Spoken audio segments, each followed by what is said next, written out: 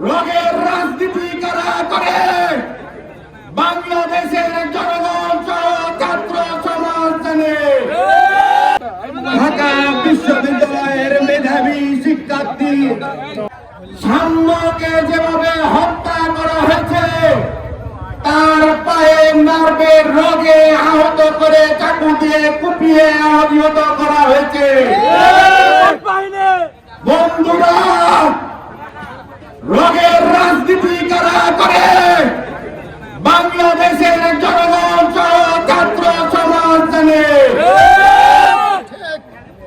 আজকের এই মশাল মিছিল শেষে স্বরাষ্ট্র উপদেষ্টাকে বলতে চাই, আজকের এই মশাল মিছিল রাজশাহী বিশ্ববিদ্যালয়ের পবিত্র মাটিতে প্রদক্ষিণ করেছি।